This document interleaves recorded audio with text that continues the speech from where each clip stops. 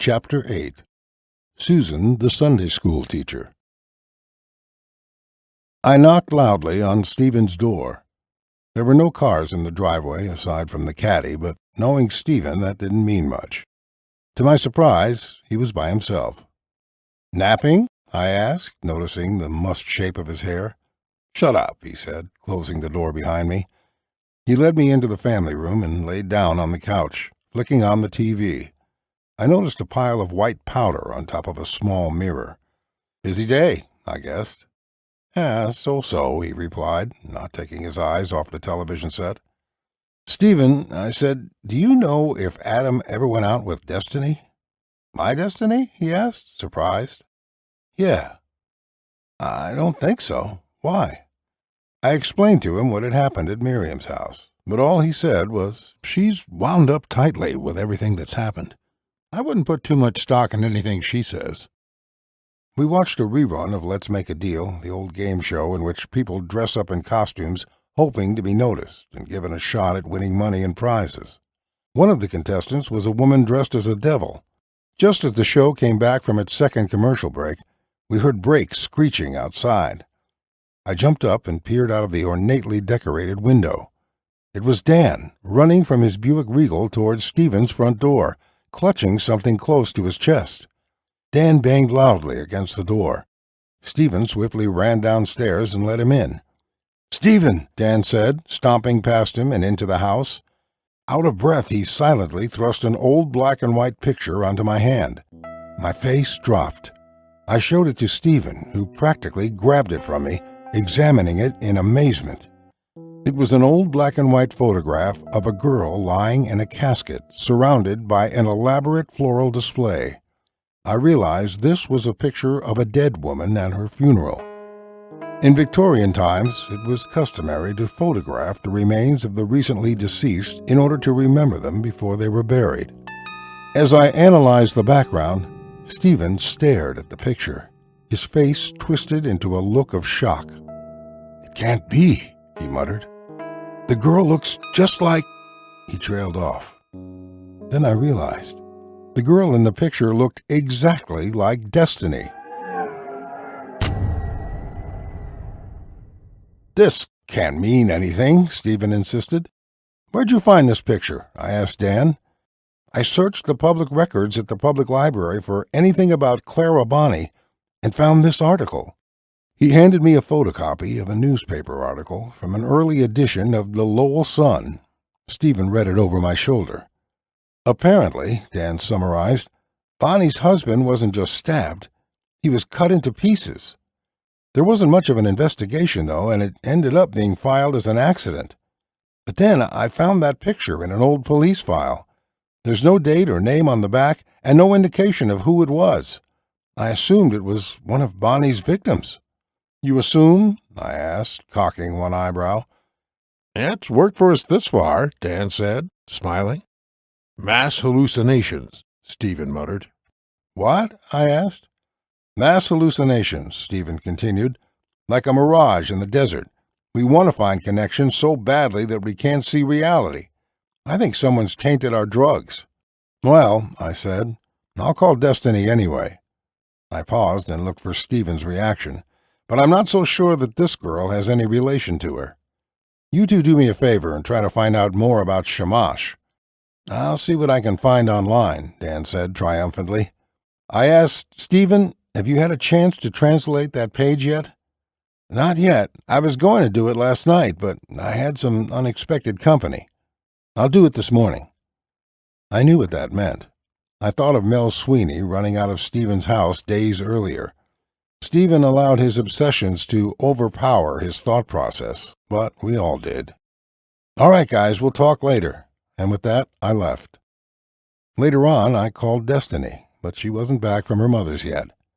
I had begun to realize that my stash of H was becoming upsettingly low. I had bought the last of it before Woodstock and would have to re-up soon, otherwise I would be no good to anyone. My dealer was in Puerto Rico, which was why I had bought a large amount before we left. I used to be a social user, if there is such a thing, but from my behavior over the past weeks, I knew I had lost control. How had this all begun? I remember my first time getting high. It was with Adam and Dan. Dan had smoked pot a couple days before, and he swore that it brought him closer to the gods than fasting or spells ever could. At this, we decided we would try it before performing a spell. Adam had bought a dime bag from a school friend, and the plan had been for Adam and me to meet up with Dan after school. Dan was supposed to show up at Adam's house at around 2, but an hour later, Dan was still nowhere to be found. Eventually, he did show up about 45 minutes later, stumbling down the street, brandishing a black eye. "Damn Matt Bucci," he said, meaning the school bully. Bucci had repeated 8th grade because he failed math and English, so he tried to make everyone else in our school miserable. Matt used to call me a fag because he knew it pissed me off. Something had to be done. We decided then and there that we would partake of the herb and then perform a spell to bind Matt Bucci.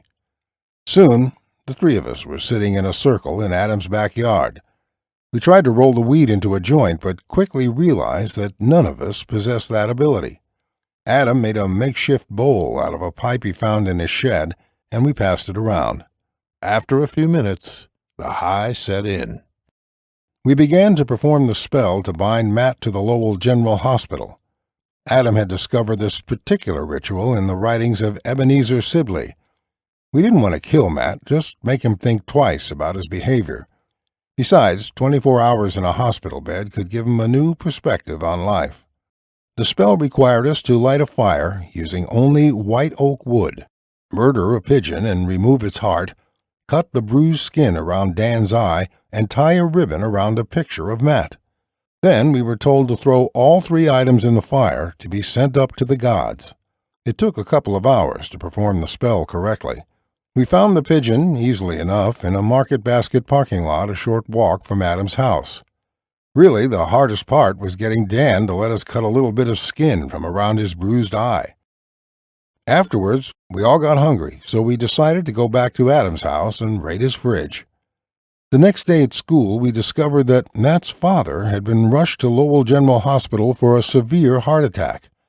Matt wasn't in school because he was at the hospital with his dad. The spell had worked, but not in the way we intended. Matt's dad died the next day. We were astonished, understanding that we had stumbled onto something powerful. We continued to use grass ritualistically until Dan was turned on to stronger hallucinogens by one of his hippie friends. We all soon came to the conclusion that there was an inherent power behind the little squares of blotter paper and in the colorful caps of the mushrooms we ingested. We began using hallucinogens before every holy day and in our Sabbath activity.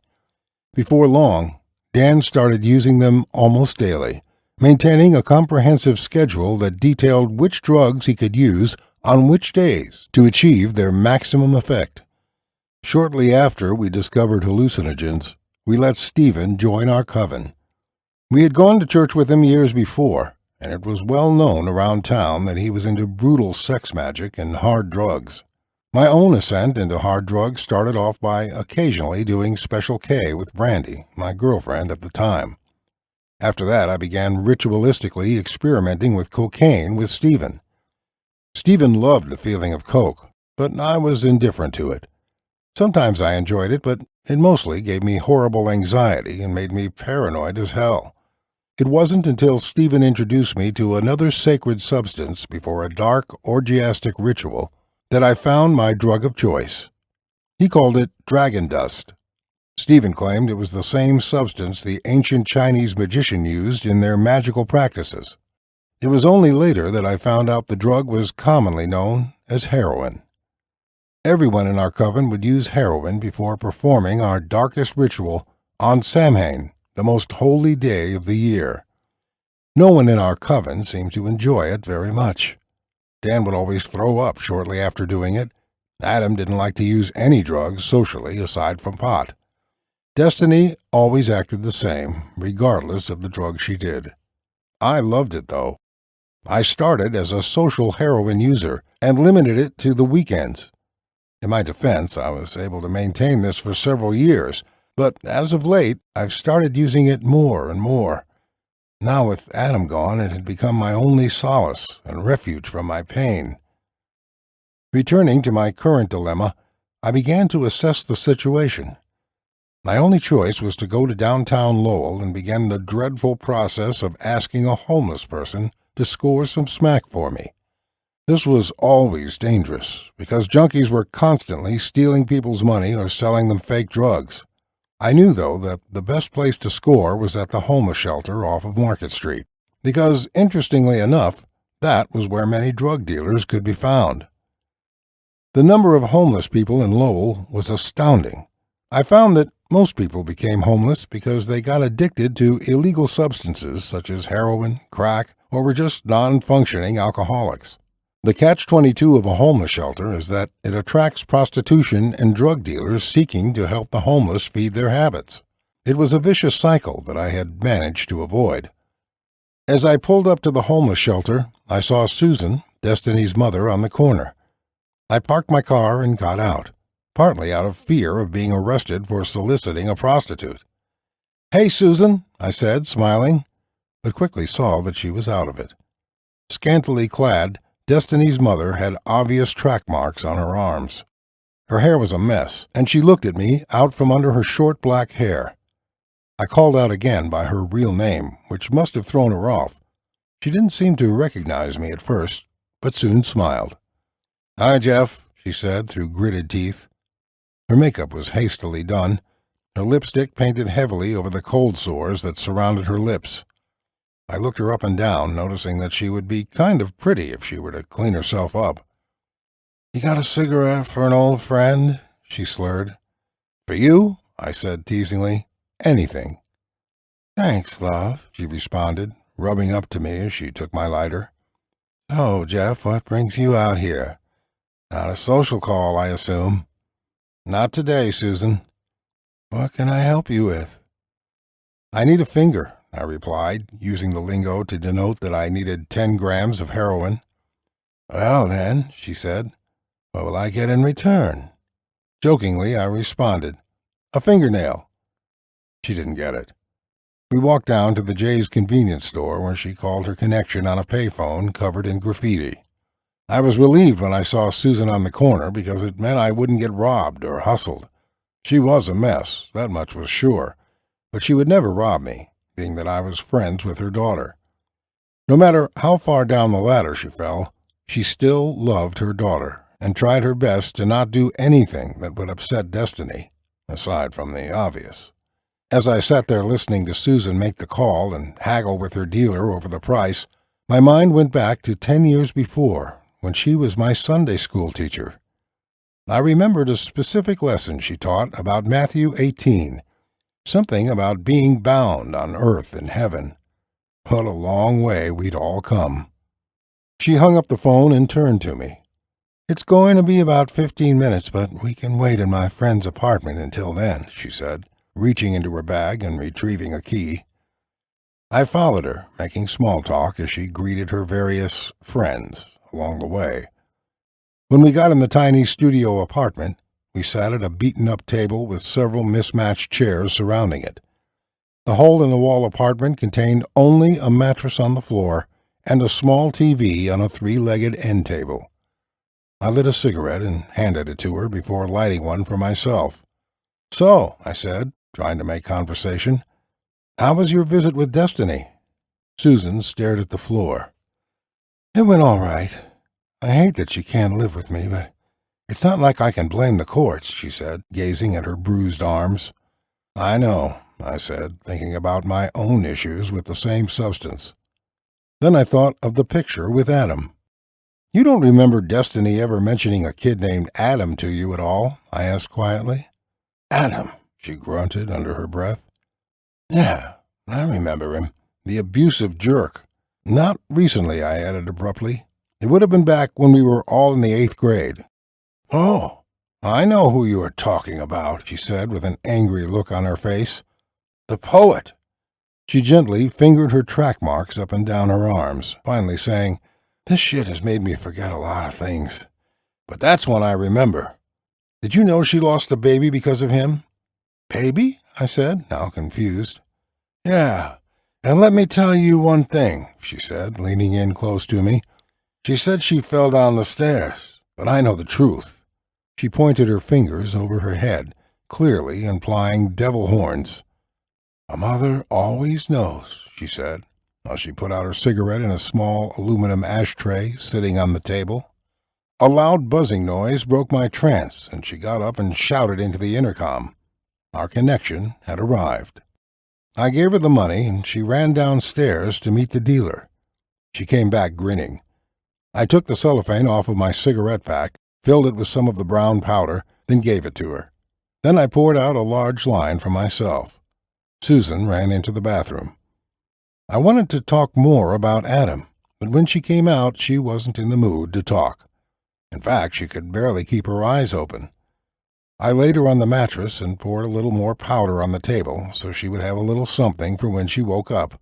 Then I left the grungy little apartment.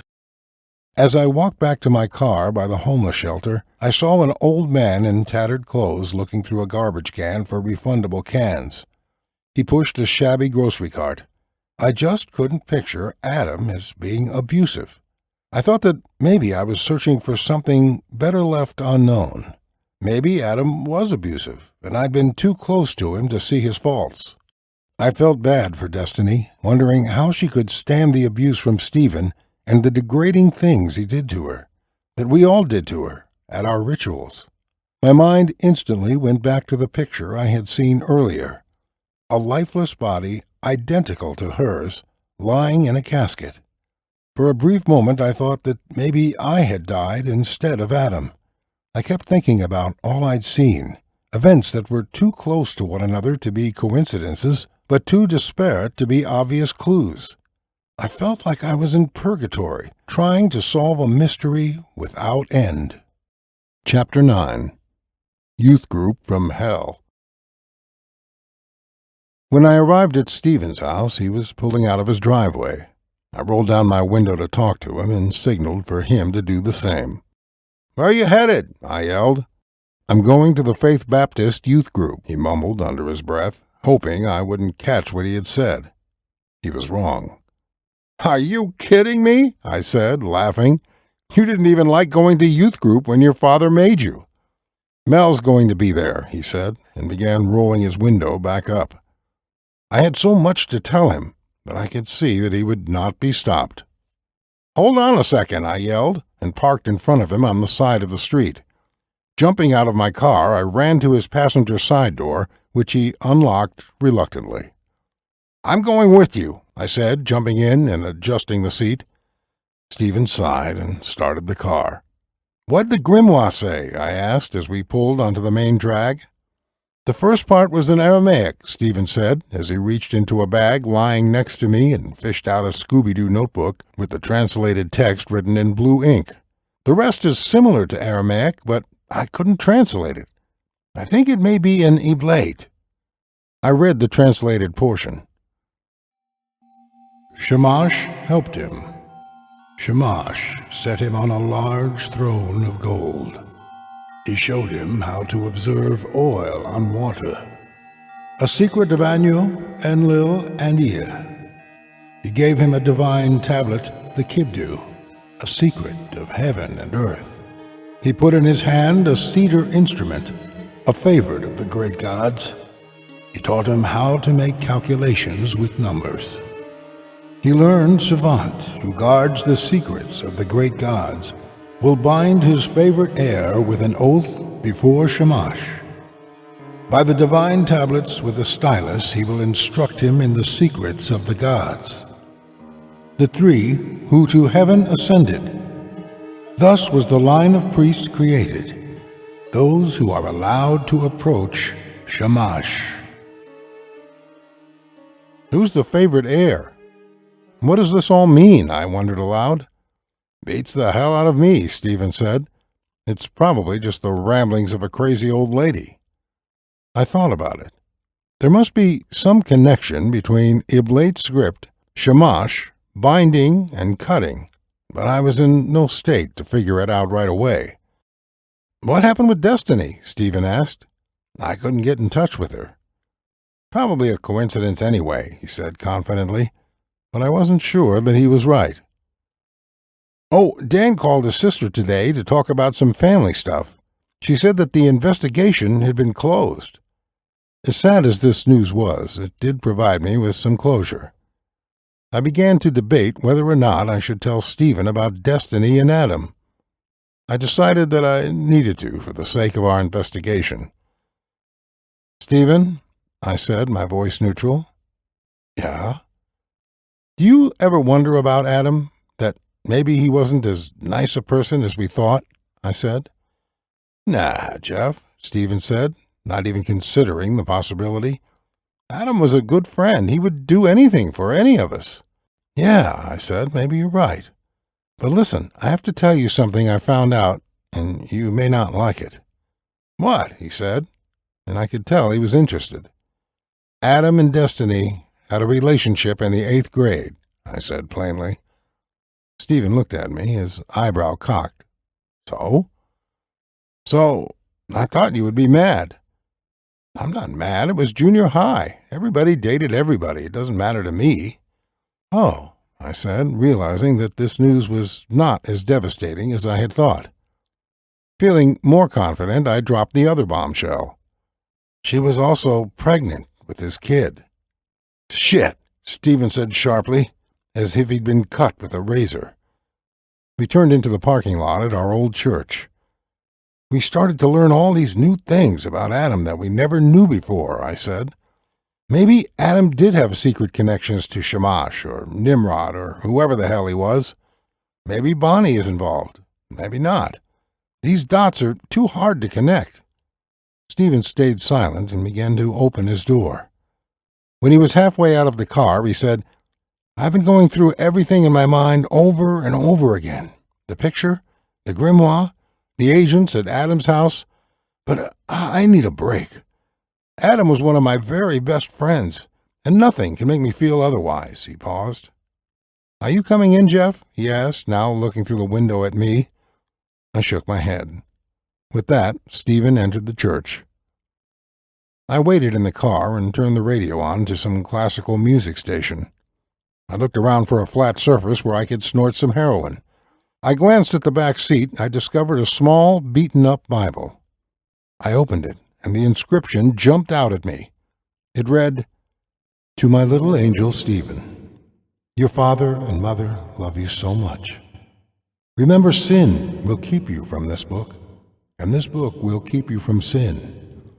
May you grow up to know the love of the Lord. May this book always be your foundation. I love you always. Love, Mommy." I had to fight to keep the tears from welling up in my eyes. Stephen's mother had bought him this little Bible before he was born. I opened to a random page and did my line, soon entering a deep trance. I pictured the suited officers from Adam's house in ancient gold armor. They were standing inside the pentacle of Shamash and chanting loudly. The soldiers formed a circle, while a man in makeup chopped at a naked woman. Abruptly, I was awoken by the sound of Pastor Smythe tapping on the passenger side window. I sat up straight and rolled the window down. "Jeff," he said with a warm look of sympathy, "is everything all right?" I didn't say anything. I just sat there and looked forward, avoiding his eyes.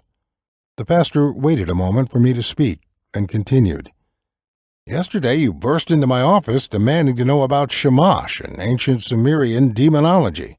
Now I find you sleeping in the church parking lot. What's going on with you?" "I'm fine," I said, not even convincing myself, but shrugging off his attempt to find out what was wrong with me. "Mikey called me. He said that you, Dan, and Stephen have been acting funny lately. In fact, it looks like you haven't slept in days. I talked to Dan today. He called asking about Shamash. He tried to pretend it wasn't him, saying that he was a member of Biblical Archaeology Review, but I could tell." I shrugged. "I am not sure what's going on, but I'm suspicious that you guys have invented a story to give Adam's death some greater meaning. I know that some of the events around his death were mysterious, but Jeff," he said, catching my attention, "there's no equation that will bring him back. He's dead. Now, if you want to come inside, I can—" "Hey, Pastor Smythe," Stephen interrupted as he walked out of the church, smiling broadly. The pastor eyed him suspiciously. "What are you guys talking about?" Stephen said, his voice mocking our conversation. "Nothing, Stephen," the pastor replied. "Remember what I said, okay, Jeff?" I nodded, and he turned to walk inside the church. "What a dick," Stephen said as he jumped in the car. "Nah," I said, "he's not that bad." "Mel's meeting at my house in 30 minutes, so—" He let the word linger. "That's all right," I replied. "I'm going to go visit Destiny." "Cool, man. Keep her busy for me," Stephen said. I didn't realize the sexual innuendo in his words until later. For the rest of the ride, Stephen told me about a 19th century doctor named MacDougall. Supposedly, he would measure the weight of recently deceased tuberculosis patients to prove that they had a soul. I wasn't really paying close attention, though. I started to think of the God of the Bible and how he had murdered his son. He was an all-powerful God, yet he killed his only child. I tried to picture Adam aborting his own offspring. Oh, wouldn't it be great if there was a better reason for Adam to have killed his own baby? I was about to find that there were darker reasons behind the murder of my friend's unborn child. Chapter 10. A Date with Destiny. Destiny's foster home was your typical split-level suburban house with a white picket fence. The Levasseurs appeared at first glance to be an ideal Leave-It-to-Beaver family, but we had all seen past that charade long ago. Destiny's foster mother, Betty, answered the door and quietly ushered me inside. Betty always seemed to be frightened. A tall woman with long brown hair and a wide nose, her husband forbade her to wear makeup, so she always seemed so plain. Her face was thin, and in certain lights she looked like a skeleton. Stephen used to tease Destiny that she was the adopted daughter of Skeletor. Betty had a very subservient attitude that made her an ideal wife for Peter, Destiny's foster dad. Peter was a deacon at the Faith Baptist Church, the same church where Smythe was pastor. When he wasn't performing his church duties, Peter was an abusive, overbearing jerk. He beat his wife, and he had beaten Destiny many times before she started going with Stephen. Betty brought me upstairs. Destiny was in the bathroom, but her mom said she'd be right out. Peter must have been away on business, I suspected. I thanked Betty, and she slowly made her way down the staircase. As I sat in Destiny's room, I noticed that the room hardly resembled the personality of the Destiny I knew. Judging from the room and the posters on the wall, one would assume that the occupant had her life together. I figured, given the opportunity, that Destiny would likely change her room drastically. I noticed something sticking out from the box spring under her mattress. I wasn't sure what it was, so I pulled at it. It was a small, ornate box, which looked to be very old. Its lid was adorned with a large ruby surrounded by more cut yellow stones than I could count. In my mind, a library of images showed me that this was a variation of Adam's pentacle, or at least it could be. My curiosity got the better of me, and I opened the box. Inside was an old picture of Destiny as a child, with her biological mother and father holding her. All three were smiling. The mother in the picture was hardly the Susan I had seen earlier, but the Susan from my memory. Susan, our Sunday school teacher. She was beautiful. Under the picture were several brittle pieces of paper folded in quarters. I flattened them out and discovered that they seemed to be instructions for using a voodoo doll, complete with body parts with numbers on them. A correct way of assembling them appeared to be written at the bottom of the pages, but I couldn't be sure. Then I saw a word in Hebrew, shamash. At least that's what I thought I read. Ancient Hebrew didn't use any vowel marks, which made translation difficult, especially because of my very limited understanding of the language. These pages had been ripped out of an old book. Instantly, I thought of the grimoire. But how could Destiny have gotten it? The book was buried deep underground, and the dirt wasn't fresh. There was no way she could have dug it up before us or removed it afterwards. The truth then hit me. Someone else, who had known of Witch Bonnie, must have given it to her. I heard Destiny coming up the stairs and quickly placed the pages back in the box, stuffed the box back into the box spring, and sat on her bed. Destiny closed the door as she quietly entered the room. She wore a long, loose dress that was hardly flattering to her figure. Without a word, she slipped it off, revealing a tight black leather top and no underwear. She reached behind me and grabbed a vicious-looking dildo from her drawer. This was not strange. She and I had had relations several times, but only during spells, and then only when Stephen was around. I realized that Stephen had likely called her and told her to be nice to me. I figured she assumed I was here for some S&M. I excused myself, saying that I had just stopped by to tell her to meet everyone tomorrow night at the barn. I tried not to show my suspicion, but was pretty sure it was plain on my face. As I left, I didn't turn around to see her reaction, just ran straight to my car. I wasn't sure what to make of what I had just seen. Did the page really say Shamash? It could have just as easily had said Shamish, the Hebrew word for son. What about the box? Was it possible that it was just some antique picture of a flower? All of these twisted ideas swam through my mind as I drove to Dan's house. The pages couldn't be from the same grimoire. There's no way in hell she could have gotten those pages without someone noticing. She had been with us when we found the book, and while we had examined it immediately, she never held it. I stopped in at Dan's to find him painting one of his favorite things, an image from the Book of Maccabees, a grotesque image of a woman with her dead baby hanging from her own neck. I told him what I'd found at Destiny's. "Jeff," he said, cutting me off, "I've been thinking a lot about these Guardians of Light that Pastor Smythe mentioned. Maybe those were the FBI agents at Adam's house." I agreed, saying that I had been contemplating the same idea. Though we were grief-stricken over our lost friend, we decided to make a list to solve this mystery. "So, what do we know for sure?" I asked Dan, with pen and paper in hand. "Adam killed himself while performing some sort of spell. The spell included some Iblate script. The spell used an ancient pentacle, associated with the sun god Shamash. This same spell was found in Bonnie's grimoire, which, incidentally, you believe was at some point in Destiny's possession," Dan said slowly as I scribbled the words. I circled the name Destiny. "And she's our only lead at this point." "Is she still at her house?" Dan asked. "I think so," I replied. We were getting ready to leave when Stephen burst through the door. "What's up?" Dan asked. "Where are you guys going?" Stephen demanded. "We're going to talk to Destiny," I said defiantly. "Me too," Stephen said. "I wanted to come get you guys, but I see that you have already figured it out." Dan and I looked at each other. "Figured what out?" I asked. "That everything points to Destiny," he said as he examined the list on the table. "There's no way around it. Destiny must die." At first, I thought he was joking, but I saw how gravely serious he was. "I've been reading the text of the grimoire over and over again," Stephen began.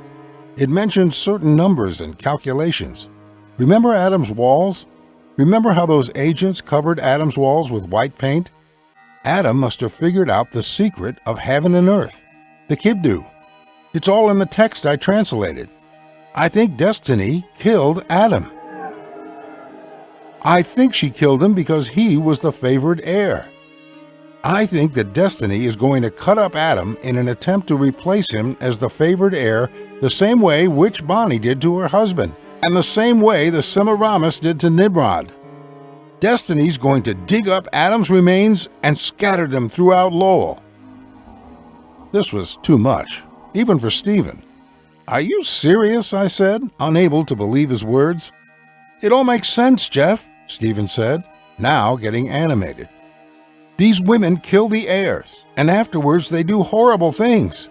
Semiramis was the first initiator of child sacrifice, and Witch Bonnie, we know, did horrible things with little children." "What are you saying?" Dan interrupted loudly. Stephen's expression got very sober. "I talked to my mother last night." "Stephen," I said, convinced he was out of his mind, "your mother's dead." "I know that," he said, looking at the floor. "But I had this vision last night. It felt so real. I was outside, and Adam was trying to shoot some demon with a rifle. It was a big, ferocious demon with long horns, giant leather wings, and huge claws. I saw Adam trying to kill it, but I was tired, so I could only go to my house and go to sleep. When I woke up, I could hear someone shooting a gun. I could also hear my mom talking with Adam. I went out to see them, and on my way out, I noticed that my dog had died." He went on. "I got up there, and the beastly demon was flying around like a bat, so I impaled it with my athame. Then I took out 4 tiny knives and stuck them in the beast in the form of a cross. I went back to my house and saw my room. She looked just like she does in the picture my dad showed me. She was beautiful. She told me, 'Stephen, Angel, you are a soldier of light. That means you have to kill your own demons.' I realized Adam and my mother are watching over me until my purpose has been completed. When I woke up, I realized we have to avenge the heir." "And this translates into murdering Destiny?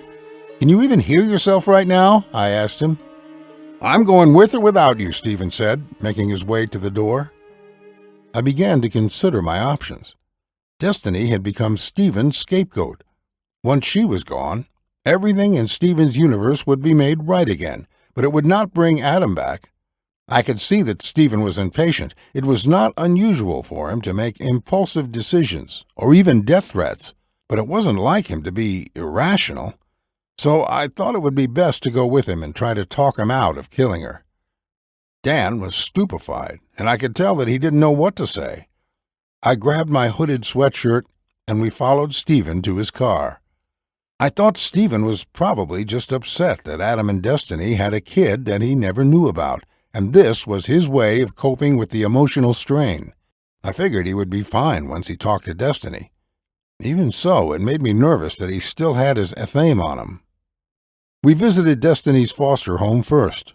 All we heard when we knocked at the front door was a man grunting like a pig and Destiny's stepmother screaming in agony. Dan and I were concerned, but Stephen assured us they were just having sex. "He's a nasty cunt," Stephen said. I looked at him, surprised, and he seemed to know what my look meant. "Fine, so am I, but that's beside the point." Stephen suggested we drive to Adam's grave since he had expected that Destiny would be there hacking our friend's body to pieces. When we got there, we found Adam's grave undisturbed. "Happy now?" Dan asked Stephen, but Stephen only mocked him as we got back into the car. Next, we decided to look for Destiny's real mother on the sad streets of broken-down Lowell, but we found nothing. On our way back to Dan's house, we headed over the dangerous bridge, the bridge that connected downtown Lowell to the slum area. My mother had always called it the dangerous bridge because of how the road was a giant iron gate, and if you stopped your car and opened your door, you could see the water through the road. We got stuck at the light at the end of the bridge. Out of the corner of my eye, I saw a figure dressed in black racing down the sidewalk, but Dan and Stephen didn't seem to notice. Since the university was nearby, I figured it was just some Gothic student running late for class, but on a hunch, I jumped out of the car. Running across the flow of traffic, I was sure my abruptly exiting the car left my friends confused. As I got closer to the figure, I could tell by her walk that it was Destiny. She turned around, and our eyes met. She quickly ran away, but not before I could tell that she was crying. I heard the sound of a car door slamming shut behind me, and out jumped Stephen, who also began to run after Destiny. What was he thinking, I thought as I chased after her. As she sped up, something dropped to the ground. Destiny neared the end of the sidewalk. The rest of the sidewalk was under construction and was blocked off by a large gate. I could tell that Destiny had 3 options. She could stop, step out into the oncoming traffic, or jump off the bridge. She turned around at the gate to see me running at her from one end of the bridge and Stephen running towards her from the other end. I strained myself harder, trying to reach her before Stephen could. Then she yelled out, "I'm sorry," and flung herself off the bridge. I ran to the spot where Destiny had jumped, and seconds later Stephen caught up with me. We stared off the bridge with morbid fascination, looking at the rocks below. I pointed out her body, which was twisted into a grotesque shape, with blood gathering around her head. As her lifeless eyes stared up at us, she looked almost peaceful. We could hear sirens in the distance. Apparently, someone among the crowd that had gathered had called the police. Stephen looked like he was going to be sick. I picked my way back to Dan's car, grabbing what Destiny had dropped. It was the same picture of her and Adam that we'd seen on Dan's acid. It must have been her copy, I thought, as I showed Stephen the picture. He smiled. A cruiser showed up almost immediately, and we spent the next few hours at the police station filling out witness reports. We all agreed to leave out the part where Stephen had been on his way to kill Destiny. "A minor detail," Stephen urged. "Brought on by grief," Dan concluded. The police almost immediately ruled Destiny's death a suicide. This time there were no mysterious suited agents. If they had come, they would have found Destiny's ambivalent foster parents eager to give away all of her possessions. I knew they would just throw it in the trash anyway. I heard from an old friend that the Levasseurs had adopted another foster child about a year after Destiny's death. I figured that they needed to make up for the loss of the support check from Uncle Sam that had covered Destiny. This time, the child was much younger, and likely far easier for Peter Levasseur to control and abuse. After Destiny's death, all the strange coincidences began to fade from my mind and my life began to return to normal. Whatever secret bond that existed between Adam and Destiny had been taken to the grave, or so we all thought.